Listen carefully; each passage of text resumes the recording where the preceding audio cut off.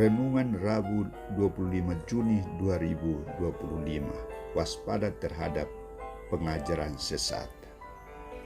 Bacaan Injil dari Injil Matius bab 7 ayat 15 sampai 20. Saudara-saudariku terkasih, ajaran sesat dapat diibaratkan dengan kabut tebal yang menutupi jalan yang benar.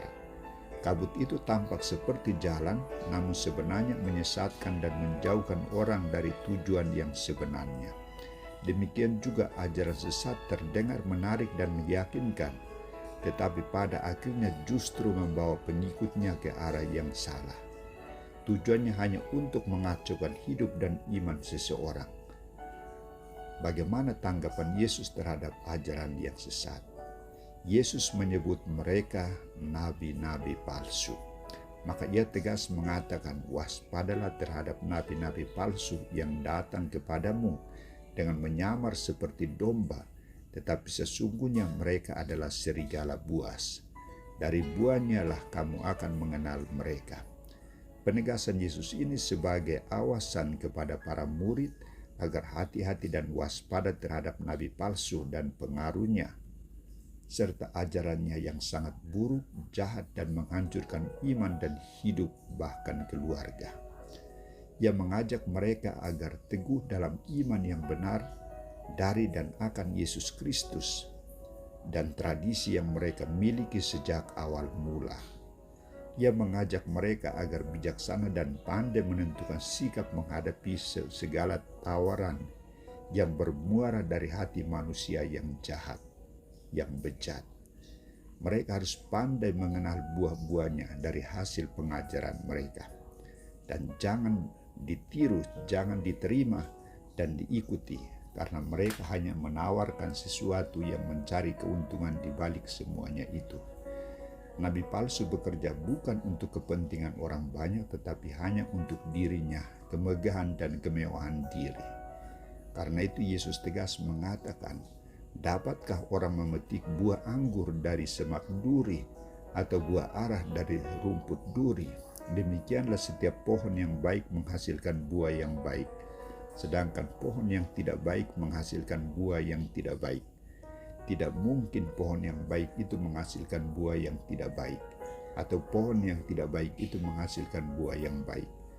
Dan setiap pohon yang tidak menghasilkan buah yang baik pasti ditebang dan dibuang ke dalam api. Jadi dari buahnya lah kamu akan mengenal mereka. Saudara-saudariku terkasih, bagaimana tanggapan kita atas sabda Yesus? Siapa nabi-nabi palsu itu? Nabi palsu itu bisa berasal dari luar, dan kita juga bisa menjadi nabi palsu. Sikap kita terhadap nabi palsu yang berasal dari luar, kita harus waspada dan periksa sumber dan kebenaran dari setiap tawaran atau informasi yang kita terima.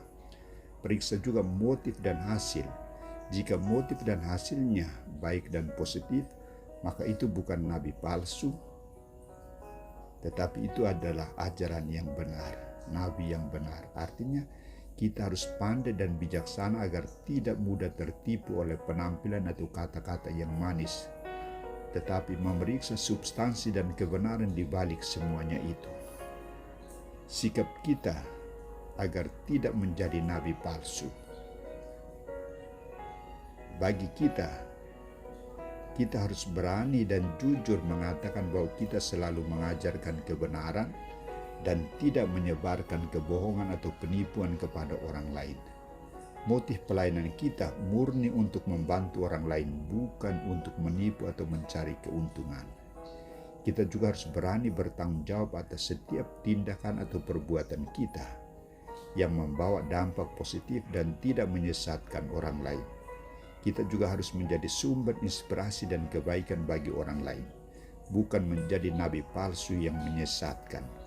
Karena itu sangat penting bersikaplah jujur, waspada, dan bijaksana dalam hidup dan karya pelayananmu. Dari buah pekerjaanmu lah orang akan mengenal kamu sebagai orang baik atau orang jahat, nabi benar atau nabi palsu.